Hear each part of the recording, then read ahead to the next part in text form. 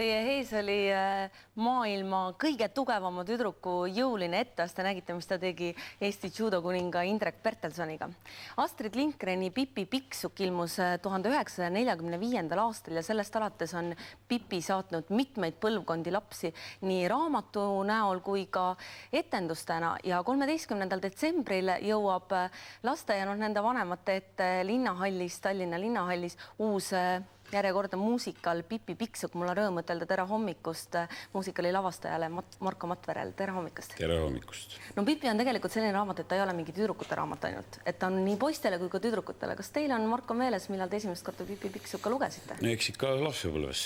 No millised tunded teil selle Pippiga seoses on? No need ei ole tunded, vaid Millise emotsiooni te toob meelde? Ütleme, ega ma palju rohkem laias lastus ei teagi lastekirjandusest kui Astrid Lindgreni teoste põhjal, eks ole. Ja Pippi ja Karlsson on minu lemmik tegelased, lemmik anarhistid tänaseni. Üks on meessoost, teine on naissoost. Karlsson on veidi kiuslikum tegelane, Pippi on selline leebem, hoolitsevam, hõlmavam. No ega Pippi ka väga leebe ei ole kõigi vastu, aga kui keeruline on olnud seda muusikali nüüd lavastada, et seal on hulgaliselt trikke, igasuguseid krutskeid, rääkimata loomadest, hobune, Nilsson, kes Pippit samamoodi kogu aeg saatis. Tegelikult ta ei olegi nii väga keeruline, sest et see materjal on niivõrd rikas, millest midagi teha, nii et see algmaterjal, meil on küll võetud algmaterjaliks omaaegne siis Estonia hitlavastus, Pippi Pikksukk, mis mitukümmend aastat mängis ja natukene on seda kohendatud siit-sealt, aga laias lastus on ta ikkagi seesama, on juurde toodud paar stseeni ja mõni stseen on võib-olla natuke kärpesse läinud, aga laias lastus on seesama etendus. Nii palju on veel tõesti meil erinev, et meil on seal päris hobune ja päris ahv tuleb ka meil Venemaalt külla, nii et selle etenduse jaoks, aga see ahv on alles karantiinis, nii et kuna Pippi oli anarhist, siis see ahv võib meie elu seal linnahallis, kes me praegu treime seda muusikalavastust, see võib meie elu päris põrguks teha, sest et ta on peaaegu allumatu. No kuidas hobusega lood on? Hobune on väga sõbralik ja normaalne. Tal on ilusad täpid, ma pole sellist looma ise varem oma elus näinudki. No Pippi hobusel olidki täpid, nii et... See ongi päris täpiline hobune, mitte ei ole tal värviga plätserdatud kere, nii et... Täiesti aus asi. Kuidas üldse lavastada on, Marko Matvere? Et teid tuntakse küll enam näitlejana, aga mis mõttes see lavastamine nüüd, mida see teile pakub? Mis mõttes ta nüüd huvitavam? Ega ta nüüd, ütleme, ma mingi laste lavastust lavastaja nagu ise ennast sellena ei tunne, et ega mul lastele peale selle, et pese hambad ära ja on sul õpitud ja mine magama, palju öelda ei ole laias lastus. Aga siiski ma ütlen, et Pippi vastu ma ei saa.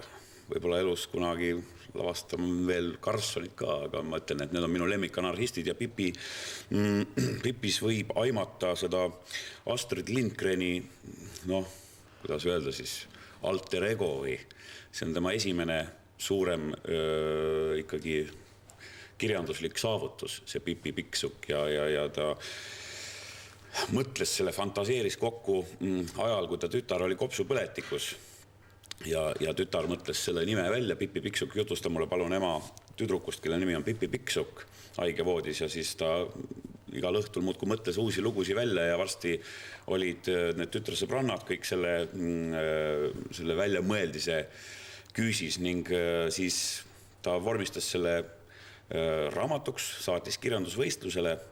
Alguses see küll ei pälvinud tähelepanu, aga aasta pärast võitis see esimese koha ja tekitas üleüldise šoki Rootsi ühiskonnas.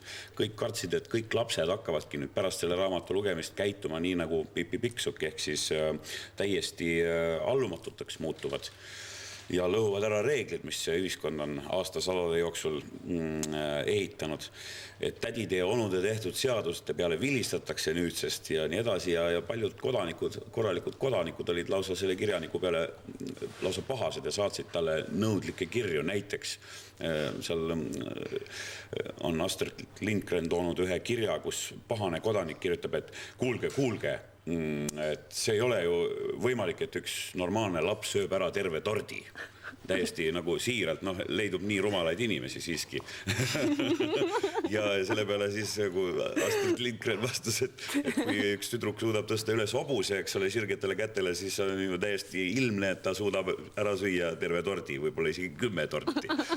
Et on siiski inimesi, kellel puudub, kelle elus ei ole fantaasiat ja mängulisust ja sageli need inimesed kipuvad meie elu määrama. Nad arvavad, et kui neid ei ole ja nende seadusi, nende juhtnööre, siis kogu maakera, kogu ühiskond, kogu elu pudiseb laiali, pudiseb koost. Õnneks on olemas sellised inimesed nagu Pippi Pikksukk ka meie endi seas siin päris elus on olemas, kes vilistavad tädide ja onude reeglitele ja seadustele ja need inimesed rõõmustavad meid oma siira südamega. Kui lõpus on olnud see Pipi muusikali prooviaeg, kui palju nalja on saanud? Ei, nalja ikka saab. Näiteks eile sai väga palju nalja, kui Hobune näiteks otsustas tühjendada oma soolikad Laval. Tagumikuga publiku suunas. Nii et kujutasime ette, kui see juhtub etenduse ajal. No ei ole asjas mingit pettust vähemalt, asi on täiesti ehtne ja päris. Kuidas teile lavastamine meeldib? Hästi, see ei ole mul päris esimene kord. Et kindlasti ei jää ka viimaseks korraks või?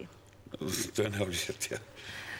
No mida lapsed veel seal Linnahalli laval näha võivad, et mida nad kuulevad, ütleme, kas või muusikalise poole pealt? No see on siiski muusikaline etendus, mitte klassikaline muusikal.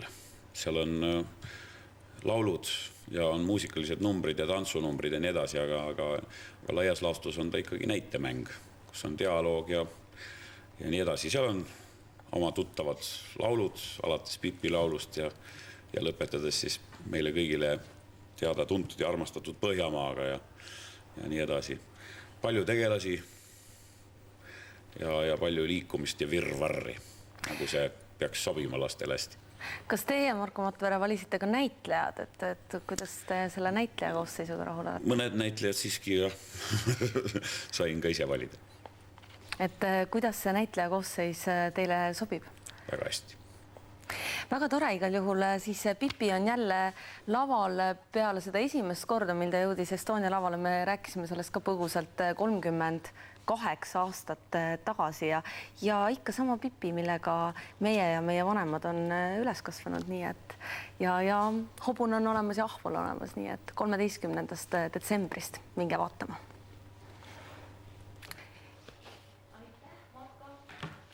Nii, Kaie.